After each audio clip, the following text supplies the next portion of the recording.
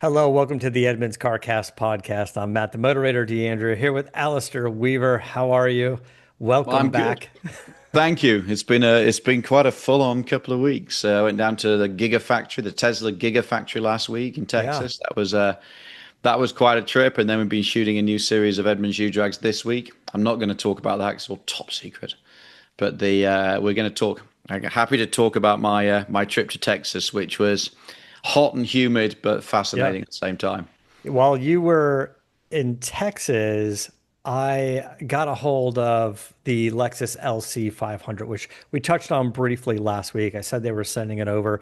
It's just a car that I really enjoyed. I do like that luxury two-door coupe, not necessarily the super high performance, of supercar or even sports car. It's interesting because I don't think the LC 500 is even as practical as a new Mustang.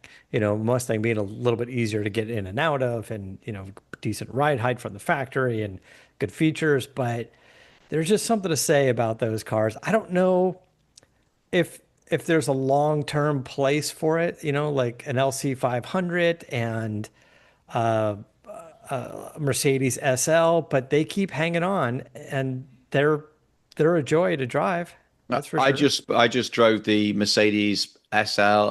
It's not the SL. It's the AMG GT Coupe, which is basically the coupe version of the SL this week. Yeah. Without giving anything away, which may have been at the UDrags course, but that was yeah. I mean, beautiful, beautiful car. I mean, it's the same thing, isn't it? You got the LC, these sort of GTs that, but then the 911 has also really become. If you don't, unless you go for like a GTS or a GT car, then they are also now Grand Tourers, and the LC Yeah, is I guess super they are. pretty. Yeah, they're not. I mean, the I 911 now, mean, if you get a Carrera or something, it's not really a. It's a. It's a GT car. this this Lexus, it's V8. It's their specs are 471 horsepower, 0 to 60 in 4.4 seconds. I know that's quick, but in the world of, sports coupes, two-door coupes, it's not incredibly fast, but it's got a great sound. The interior is gorgeous. It's comfortable. They've done a lot of things really nice on this car. By the way, solid feel, like the door closes well, and it feels like it's got a proper, sound deadening in it, and thick glass, and just like all of the things you'd expect in a high-end Lexus, especially at $100,000 plus. Yeah.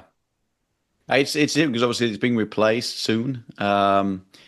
But it's a nice thing. I know we talked about it on the show, last week. If you get a used one, it could be a good car. But none of these cars really sell. I mean, obviously the 911 is still the default sports car, and that crosses over into GTs, and Yeah. the AMG GT Coupe, I think is a really nice thing. I mean, that one starts. You get the 43. I was looking here. It starts at 107 grand, but it's still a ton of money. I think the Lexus, when they sent it to me as it was trimmed out, is about 109,000. And Yeah. here we're looking at on the screen is this Inspiration series. So again, looking at how many that they could possibly sell, I don't know, maybe they sell 12 or 1,500 LCs a year. But this Inspiration series is going to be a limited edition. You can see a little bit different wheels, a little bit different body. There's little canards up here in the front. But look, 200 coupes and 350 convertibles, which is also interesting because that sort of implies to me they sell more convertible LCs than they do coupes. And It's I a don't, it's a Florida retirement car. I guess it kind of is, right? I would probably say the convertible, especially with the top down, is probably easier to get in and out of. You do have to kind of swing that door all the way out. But also as a shorter guy, you kind of have that steering wheel come forward. Like it'll move the seat back for you, but it does slide me forward more than it would slide you forward. So you're probably sitting in the back, basically, in the what would be the back seat, and probably get in and out of it a lot easier. But look, it's a gorgeous car. It has a great sound. It's a dinosaur. It kind of is though, right? Like Yeah, but we when I like dinosaurs. when I first drove it though, a couple of years ago when it came out, and I enjoyed it. the trackpad, it was a deal killer for me. I was just like, it was hard to enjoy the car. And even as you're trying to memorize the things and you're moving that little cursor on the screen, you know what I'm talking about Yeah, in the yeah, yeah. Lexus. And it was just weird. Now they've done away with it. I don't know if you could see it in the photos, but by the way, the interior, that's gorgeous. I think that everybody tried to do. We're not doing. Everybody gets this customer feedback. We don't want to do touch screens, and also all from a design perspective. The problem, and we're going to talk Tesla in a minute, which is the Yeah. everything's a touch screen. The problem with the touch screen from a design perspective is it naturally means that the dashboard has to be a certain distance away. Yeah. So this is why so many modern car interiors end up looking the same because what the designers want to do is create this lovely swooping interior which gives you a lot of scope for originality and everything else. As soon as you put a screen in there and then everybody wants a big screen because everybody else has got a big screen, then you end up just sticking a big piece of plastic within an arm's reach of the average driver. Yeah. So then everything, I mean, even this Lexus, I mean, I agree with you. I think it's a beautiful looking interior, but the screen looks like what it is. It's like an afterthought. And I've got a little Yeah. Ford Maverick parked outside my house today, and that's a car that we own, or a truck that we own. And I got in, I was like, this screen looks really silly because it's vertical. So with your eye line, it looks like it's tilted actually towards you. And it's just like, oh God, we're just going to need to stick we forgot the iPad again. And unfortunately, that because everybody now expects a touchscreen, every car interior ends up looking largely the same because once you put the instruments in front of you and the touchscreen within reach, you haven't got that much to play with. Yeah. It's depressing. You do look at this interior and like, oh, this interior is gorgeous and it's functional, but you're right, it does look dated. First of all, it has proper buttons on the dash here for the AC control. You don't need to fuss around with the touchscreen. Next to the shifter where you would rest your hand, it has a giant, these days by comparison, volume knob, right? And you can switch between channels. Like it's just nice to just be able to have like a nice proper, buttons, knobs and stuff that you can play with, not everything being in the touchscreen. But we look at it and go, oh, this car is 10 years old. Well, I drove up to the Dead Studios week in an RS6, an Audi RS6, and this is an older Audi. And I was going to say this to next week's show, but now we're talking about it. I drove the S6 e-tron, and the interior quality, and again, big screen. You can't miss the damn thing. It's like having a big telly, it's like being in your living room with a massive telly. And then the quality of the plastics and everything else. Audi and all the switches. Audi's always been renowned, like Lexus, for the haptic Hmm. controls and Hmm. everything else. And I got in, and I just was so disappointed with the quality of that car. And then I got into an RS6, which is basically an old Audi now. I mean, it's going to be replaced next year. I thought this is mega. This is just such a nice car, and I think that when people say what's your favorite car at the moment, I think like an Audi RS6 is just for my Yeah. lifestyle and everything else. Adore that car, but yeah, it's I've done about 700 or 800 miles in it this week, and I thought that's an awesome car. But yeah, we should talk about this more on another show because it feels like Yeah. a common theme. All right, we'll get into that a little bit more at a later date. But your trip to Texas for Tesla, couple of new versions of existing models. Yeah, it So was it's not not. like you went out and you got the Tesla Roadster because I don't think that's happening at all. No, the Tesla, that's all gone a bit quiet. So has the $25,000 car. So has the massive Arctic. Now, I think there's people still working on them. I mean, it's such a fascinating company. But yeah, we were invited out to the Gigafactory in Texas, which in itself is an extraordinary place. They took us on a tour. We weren't allowed to take any photos or anything, but they took us inside the Cybertruck production line, and then also where they build the Model Y, and it's a mile and a half long, Wow. and it's there's a lot of automation in there. So I said, like, how many people are employed here? And there's like, well, about 8,000 people who, in different shifts working on the line, and then about another 4,000 who are in, more kind of office type roles. 12,000 people.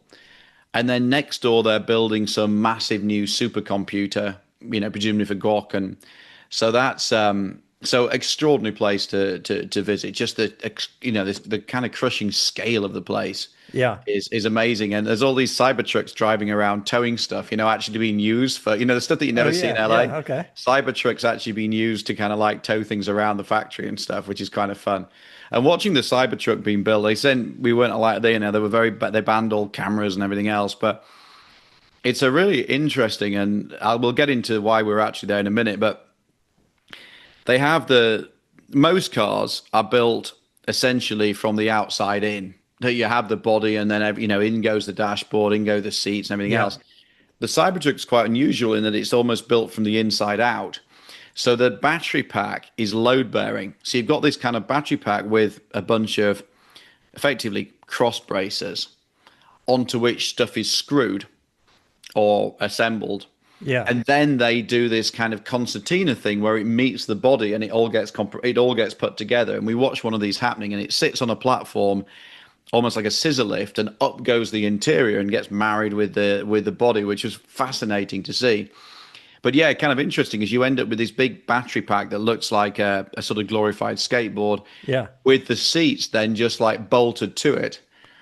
So it's kind of unlike any kind of car assembly I've seen before, and I've been in plenty of car plants around the world, but super interesting. So that was the kind of like, injection of, this is who we are and what we are. And, that was really interesting to see. But the reason for going was two new versions, the Model Y and the Model 3. And it was the expectation is that these were going to be mildly detuned versions of the existing cars, which would, a few bits and pieces taken away, and that would be it. And it'd be selling for a bit cheaper, a bit like the old standard range plus used to be on the Model 3.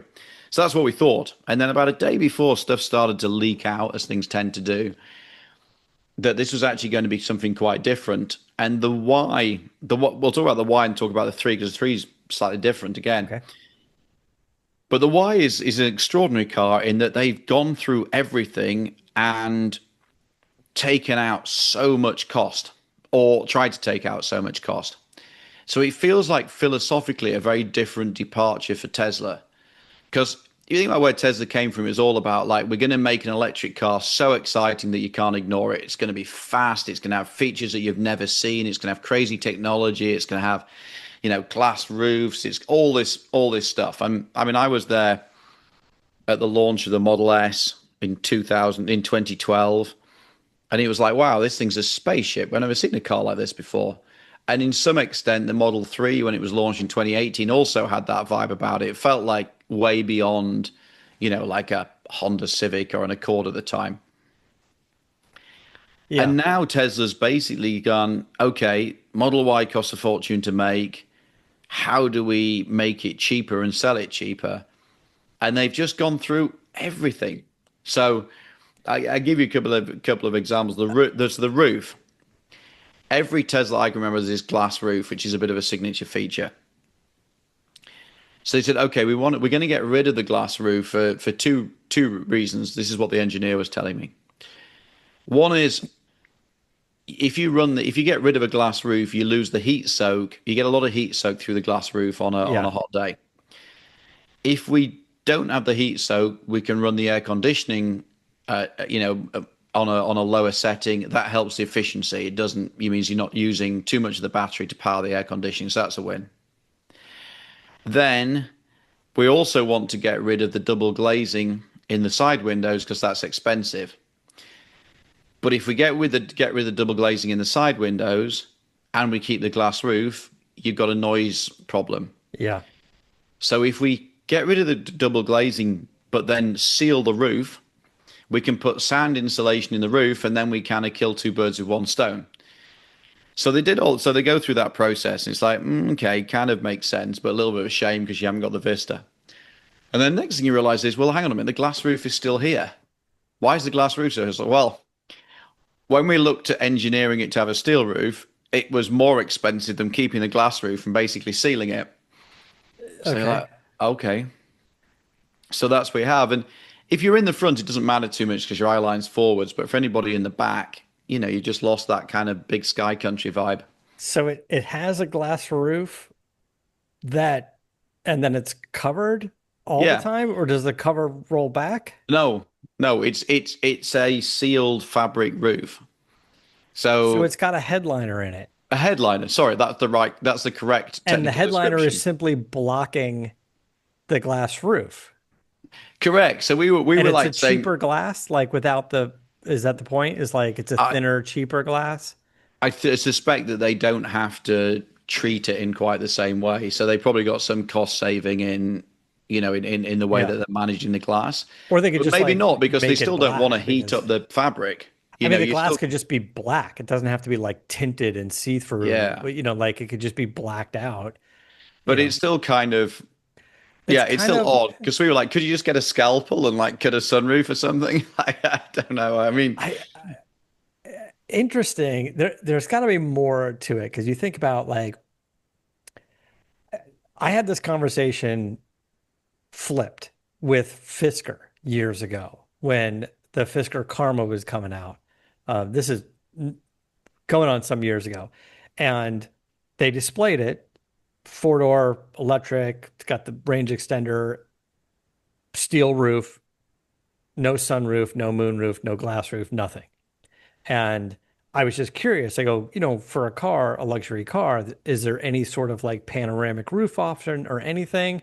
And at the time, someone said, no, because the R&D would be $5 million and we'd have to re-crash test the vehicle to see how it would perform because they need that version of the vehicle with the glass. I wonder if in the instance of the Model Y, they go, if we took out the glass and put the steel roof back in, would they literally have to re-crash the vehicle and commit to all this money just in getting it, I don't know, certified again? you see, it's a good point, but I wonder whether they're going to have to do that anyway because they've also changed like the front headlights. You no longer get the light beam, the rear lights. Got the head beam. You haven't got the laminate. Yeah. You haven't got the double glazed glass. At what point does it become? Because I remember I shot a documentary years ago on the development of the Ford Focus RS, and I was amazed at how much crash testing they had to do for that car. Because I was like, it's just a Focus, right? It's a Yeah. Focus. It was like, no, we've changed enough that we have to. I think they had to crash 29 cars, if memory serves me right. I mean, that's like huge money.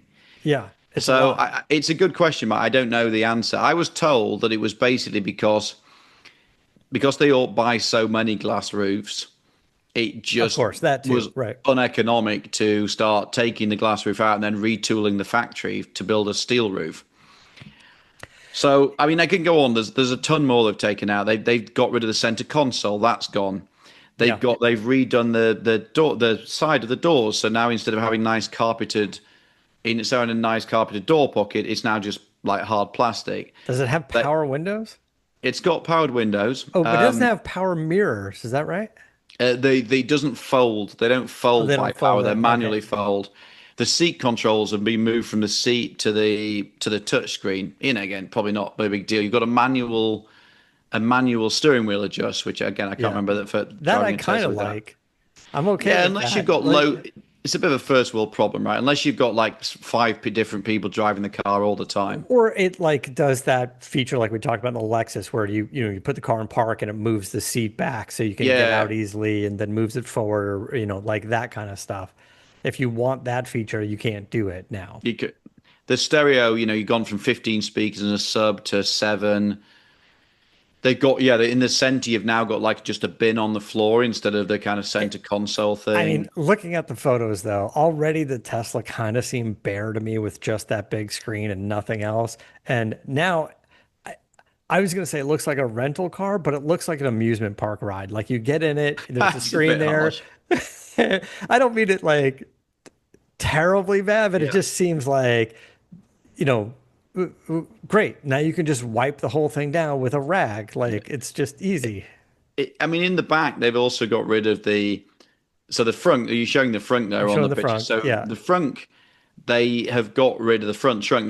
They've got rid of what they call in the baffling. Basically, if you look at the existing Model Y or the Model 3, there's kind of a nicely sealed unit, so you can put, valuable stuff in there.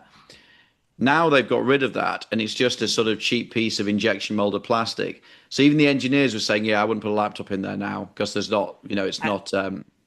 I would suggest, like, for those who are listening to the podcast, go watch Alistair's Edmunds video on this because when you kind of touch it and clank around and feel it, it feels like they just threw a plastic bin in to fill the hole in the front of the car. It does feel, it seemed a little cheap, at least in the video. I was like, why is it kind of flopping around? And I think that's just you tapping on it, and So, it so just feels, what I think it probably is on the front, because there is a electric button to open the front. Tesla will have all the data because obviously your Tesla's talking to Tesla. They will have all the data on how many people actually use the front, and I yeah, suspect they've looked at the data and gone, you know what? Nobody uses this thing anyway, so let's not worry about it. But then I'll go on with a couple more like things that stuck in my mind. The center armrest in the rear seat, hmm that's gone. It now folds down from the actual seat back, so you effectively got the back of the yeah, trunk. yeah, that's what you were talking about. Then they've got rid of the parcel shelf, that's gone. So it's like every little bit, and they're not when you drive it. I mean, we expected a slightly smaller battery. They're still staying a range of over 300 miles, which is is still very competitive, and that's a good place. It's still sort of fast enough, but you don't get that instantaneous kick of acceleration because they've retuned it to protect the battery life. So you don't get to protect the range. Sorry, so you don't in most Teslas or in every other Tesla I've driven they deliberately engineer it so as you prod the throttle, it gives you a lot of torque. Now that makes it feel very fast. They kind of brought it home to me. My wife briefly drove our Rivian truck when we were on the highway, and I had to do some work. And she'd got out of her Model 3 into the Rivian truck. She's like, "Oh, this thing's not fast." I was like, "What are you talking about? It's got like 700 horsepower or something." And I realized what it was is in the Tesla, you touch the throttle and you get this boom of torque, and they do it deliberately to make it feel fast. Yeah. And in the Rivian, because it's a massive heavy truck, they didn't do that. It's much more linear, so it doesn't instantly feel as fast. And then in this car, because they don't want to burn the battery up, they don't do that either. So it's much more progressive. And then they've got rid of the fancy, what they call in the frequency damping, but it's basically a more expensive damping solution, which means that you can combine strong body control with a supple ride. Because the first Model Y, and we were huge critics of this, was so stiff because they wanted to give you that very kind of planted, sporty feel and that very aggressive turning that all Teslas have. You turn the wheel a bit and it darts. Yeah. In the Model 3, you can do that and keep a decent ride. In the Model Y, because the center of gravity is higher, the only way to keep that is to have either very stiff springs or to have like expensive dampers that can react. So they got rid of these dampers because obviously they're expensive, but they didn't want to go back to a car with a stiff ride.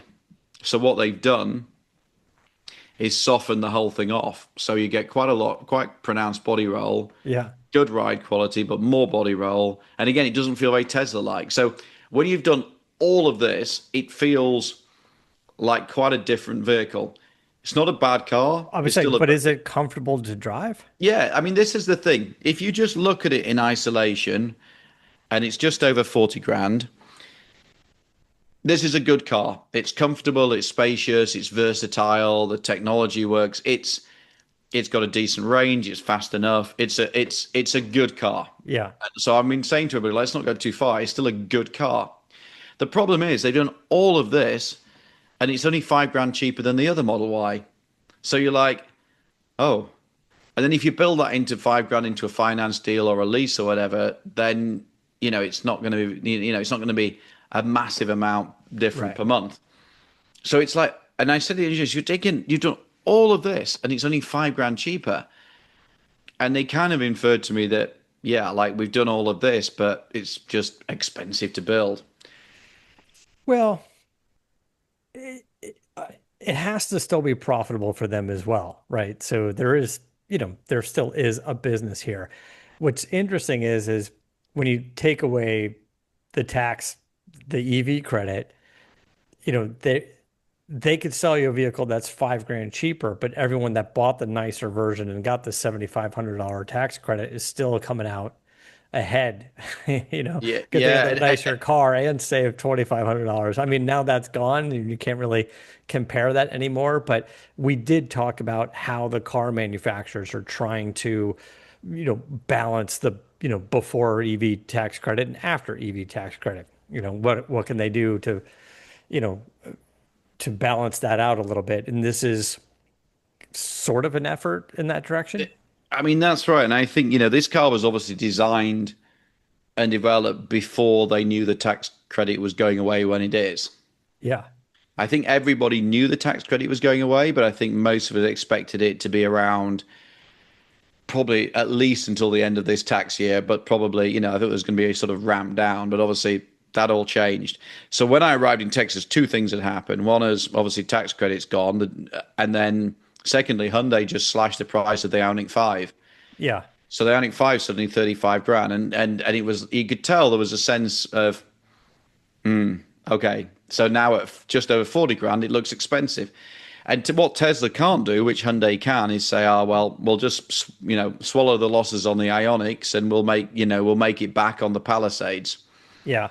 Right. And even Tesla has to build a vehicle that they can sell at a profit, and that's So, difficult. okay, before we take a break and talk about the Model 3, which you took a look at, how do you think this Model Y is going to compare to the other versions? Like you're talking about the Ioniq 5, Equinox, Chevy Equinox, and Mustang Mach-E, and there's other competitors that are out there. How is this going to fit in? It's I think I'm going to wait till we get it back to test track and run the numbers, but I think it all depends probably because obviously Tesla sells directly, so they can manipulate things to a certain extent. If there's no lease deal at the moment, if they come out with a really aggressive lease deal on this car, then they'll shift it. But it doesn't feel like it's cheaper, but doesn't necessarily feel like a better value. Was the conclusion that we kind of Like, came to. what does a Chevy Equinox cost? Is that $40,000? 35, well, 35 gets you the base one, but yeah, I mean similar, spec for spec, similar sort of money. Like this sort of 40 grand mark is becoming a sweet spot, which is still 10 less than the average new car transaction price in the US at the moment.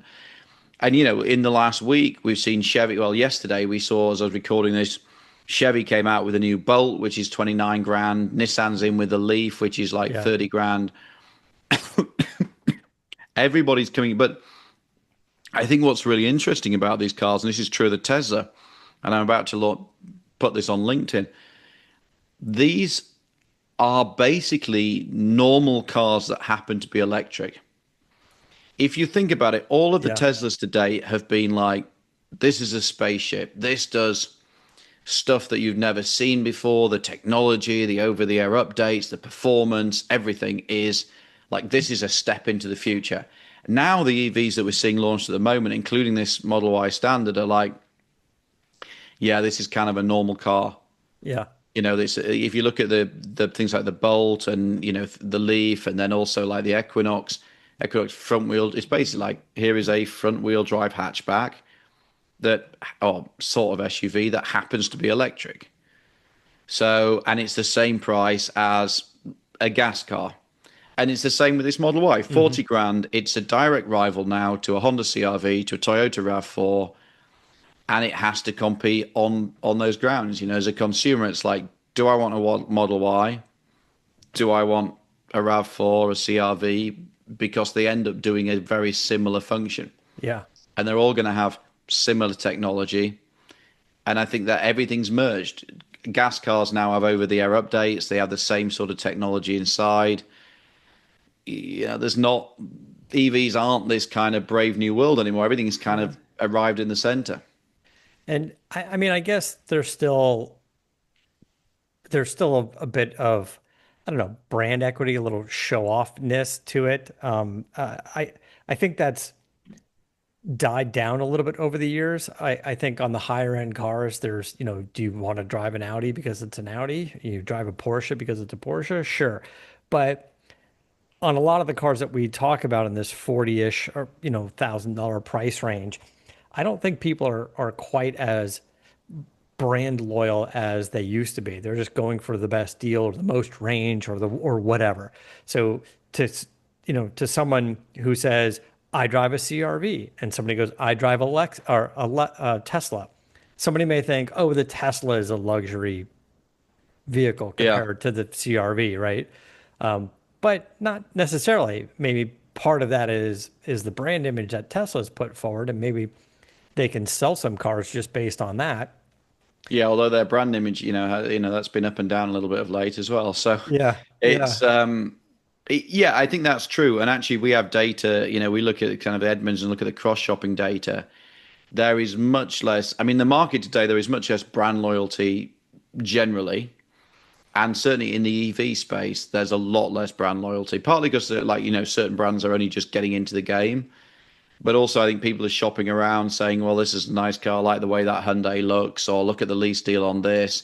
So there isn't, yes, there's certain brands that like Honda that, sell prologues to Honda customers, but there, a lot of people are willing to shop around. And, I look at my own journey. We had a Model 3, and then at the end of it, should we get a Model Y? Well, everybody's got a Model Y, and the Genesis is great. Let's get a Genesis. And, come next March when the lease is up, I don't think we're going to have like, innate loyalty to Genesis. We've enjoyed the car, but we'll just look around and see what deals are available and what we Yeah. like. Yeah, that's what I'm talking about. Somebody published some data on it recently. I forgot where it came from, but it was like, yeah, the brand loyalty is diminishing a little bit, especially on the more accessible cars, I right? think it was us. It could have been you. I You think it guys was do a us. lot of data stuff. All right, I've let's definitely seen that data from us, so maybe it was us. Maybe we just didn't brand it enough. uh, all right, let's take a quick break, then we'll get into the Model 3. All right. Yeah.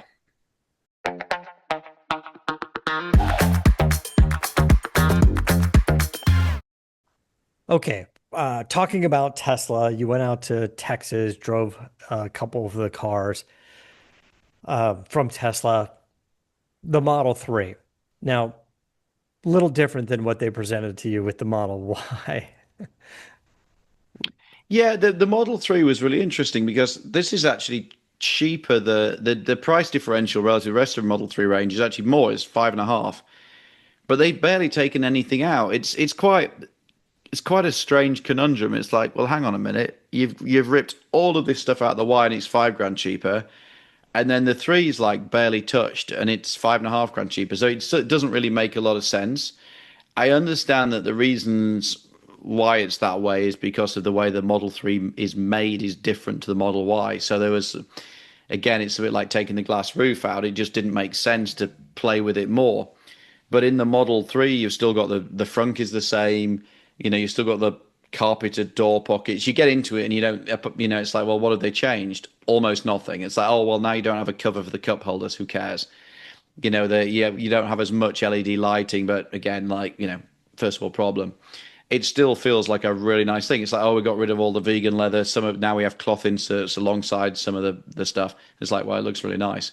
So honestly, I think this is a very different car. I think this is just the obvious choice, unless you want the performance and you want to go really quickly.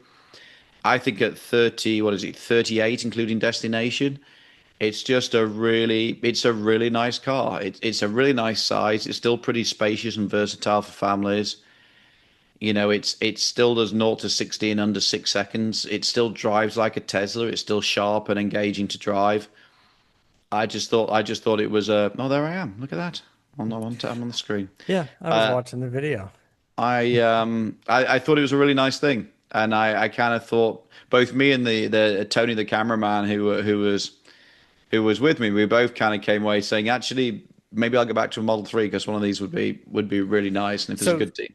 the Model 3, the bang for the buck, they're trying to save money on a few of the things like you talked about, reducing like the LED lighting, the ambient lighting, Yeah. light bars in the front and the rear and stuff like that. I guess smaller battery. Smaller battery, 10 to 15% smaller. But Tesla, and I agree with them on this, Tesla's basically said, look, we're not going to launch a car with an EPA range less than 300 because we feel like that is, that's where people want, I'm sure they've done a ton of research, but that's where we want to be. So this is This I think is 320 miles something on the EPA, and our Edmunds EV range testers actually the Teslas have started matching their EPA. I think a few things have changed around. So plenty of range. 0 to 60, they're saying 5.8 seconds. Subjectively, it felt that fast. The premium version, the next one up, does 4.9. Well, again, it's a family car. 5.8 seconds to 60 is plenty. So it's a bit like, well, what else? Like, again, the seats switches are now on the screen, but who cares? But one thing they have brought back, I'm sure we talked about this on the show at one point, how annoying it was. But they've listened to obviously the howls from customers who hated the push button indicators. So the column stalk is back. Yeah, now you have proper turn signals.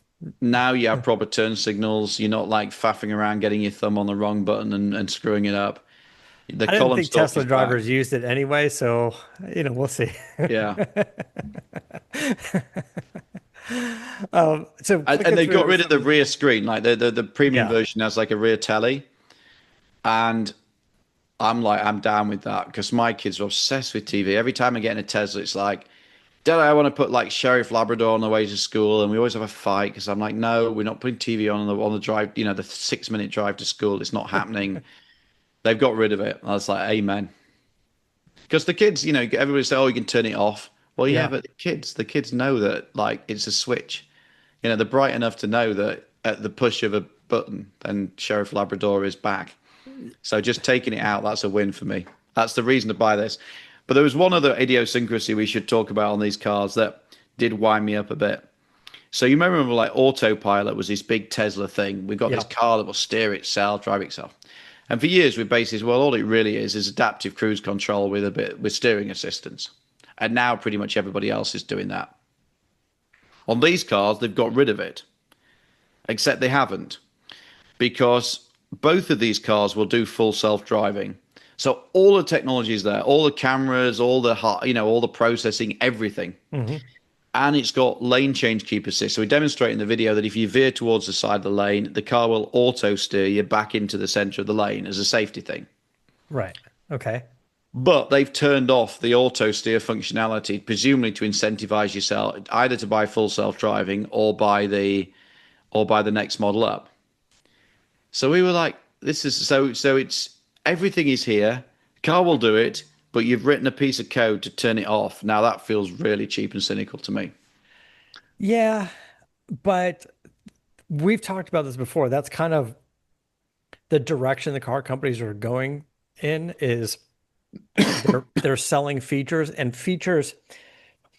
It seemed like all of the features in cars not that long ago were, essentially mechanical features. Something needed to be like a chip needed to be installed for heated Yeah. seats or something. And now they're going, well, all the components are there because these components are multifunctional. A single chip manages more than one thing. It can do versions of self-driving and all of these other things. So they're keeping costs down by supplying it in all the cars, but now they're going, oh, well, but we should earn money for this. We should, this is a feature you should get. So I don't know. It's interesting. I know we griped about it a lot, but it's also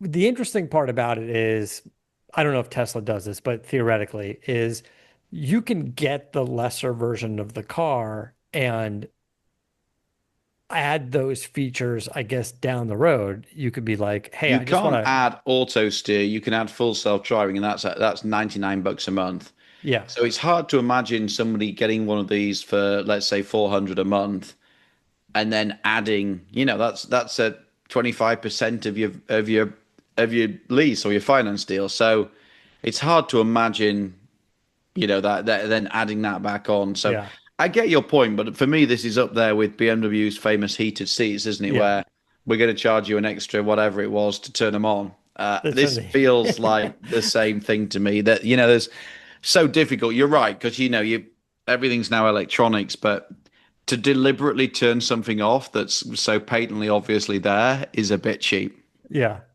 Well, so the question I was going to ask you, and I'm not sure if you know this, is we're talking about these different versions of the Tesla. In this instance, the Model 3, and it's got a smaller battery and it's a little slower.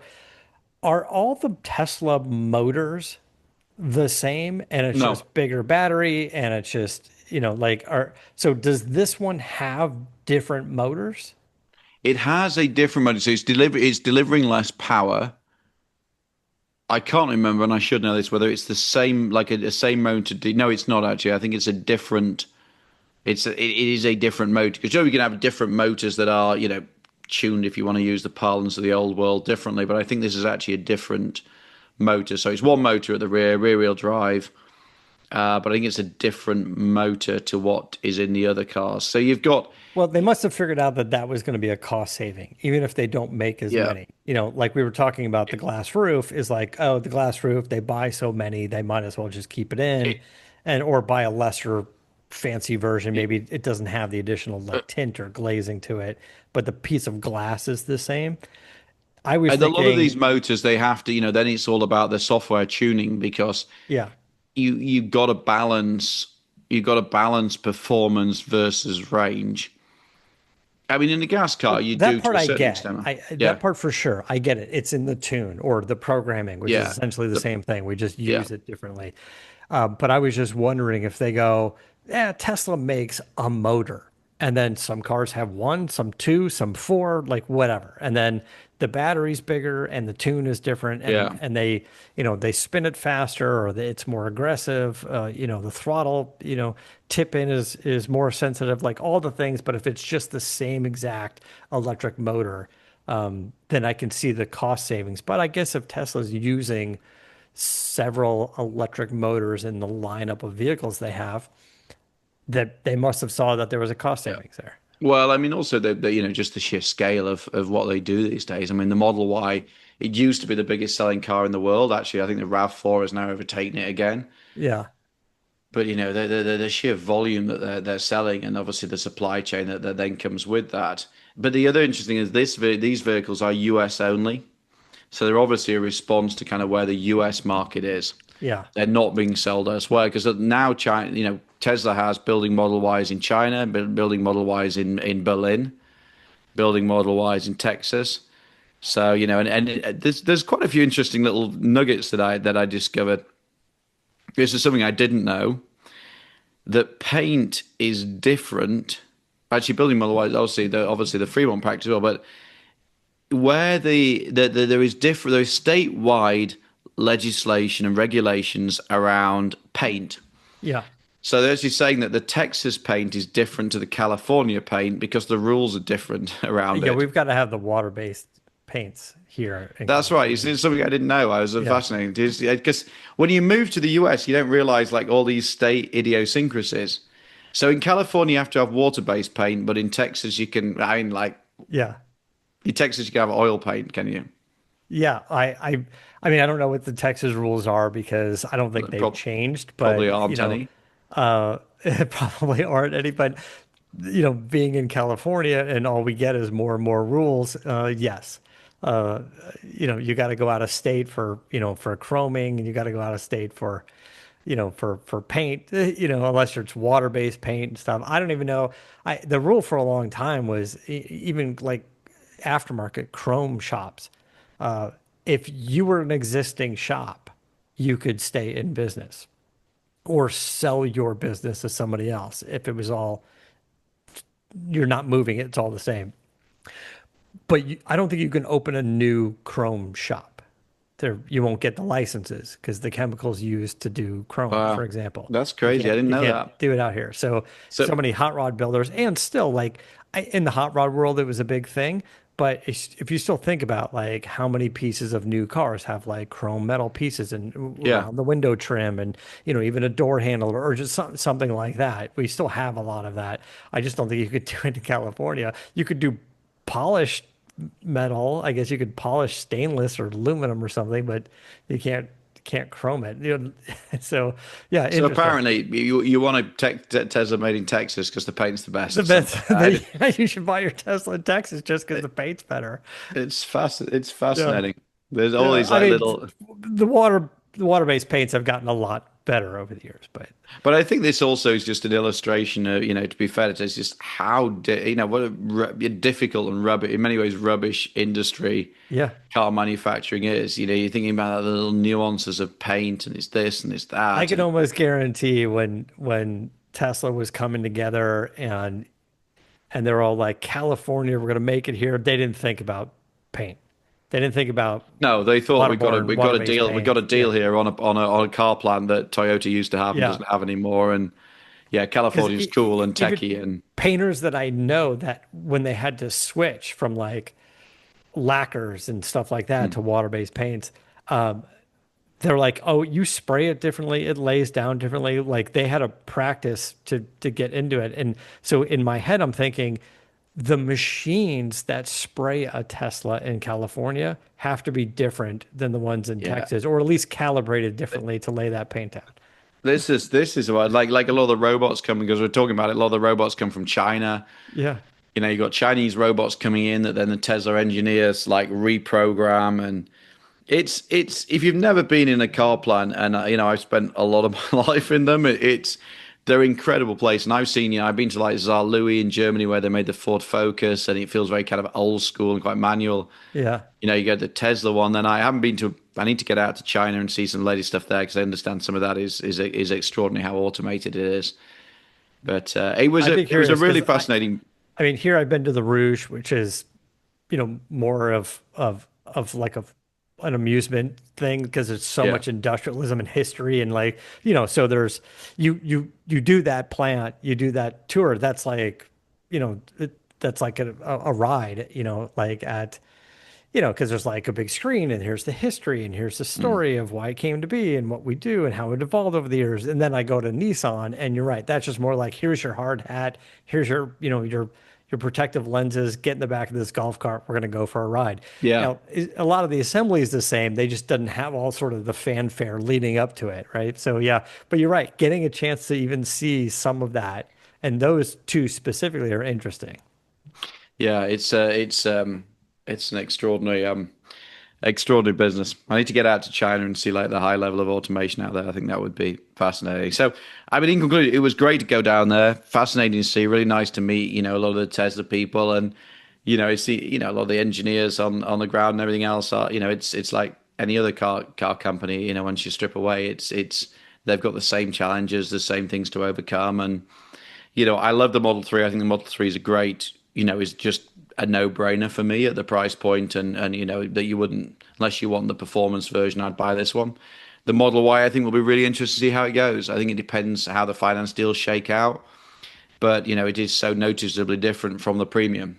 Yeah. And I'm not convinced that 5 grand is enough to differentiate the two, but not that it's a bad car, it's still a very good car, but for me, I'd pay if I could, I'd pay the extra 5 grand and build it into finance because I just think it's a more convincing all round package really. Yeah.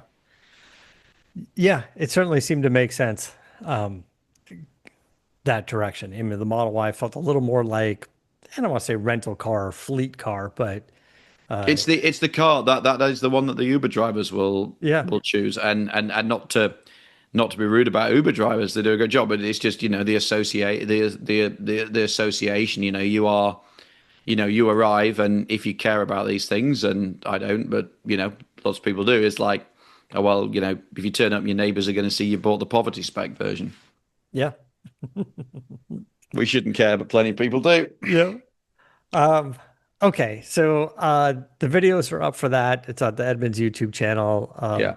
So check those out so you can see and hear and have Alistair walk you through all the wonderful details or lack thereof Yes, of all the these details cars. that have changed.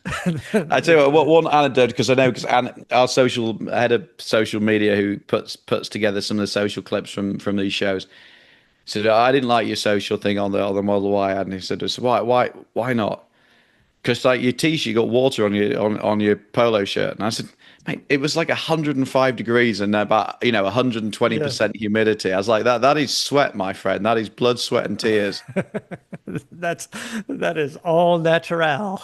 You do. I mean, Austin's a beautiful place, and like we were down by the Colorado River. And oh, sorry, one final anecdote. I'm going to tell you one anecdote to go out because this is a production first for me. So Tesla sort of suggested somewhere to go, but there wasn't really like a plan. So anyway, we drove out there and we saw this car park. We looked on Google Maps, saw this car park. Like, oh, this could work. So we rock up, and I said to the guy, "Can we come and film in the car park?" There was a car park attendant. He said, "Sir, I'm not sure you would want to do that." So I was like, "No, no, yeah. I mean, looks like it's this is a nudist beach." And then we looked at the sign, and there was like no dogs, no food, like just this whole like thing. And I was like, "This is Austin, Texas." Like I just never anticipated on a Thursday afternoon showing up at a car park to discover that this was like au naturel. So Yeah. anyway, we didn't stay. So you said, yes, I'll do it. We're going to stay. Yeah, we could have got some views. Could have got some views. All right. So yeah, that's it for today. We're gonna catch you guys next week. Edmunds.com is the website for all of this stuff and the YouTube channel. And thanks so much for listening. Until next time, keep the air in the spare in the bag of the wheel.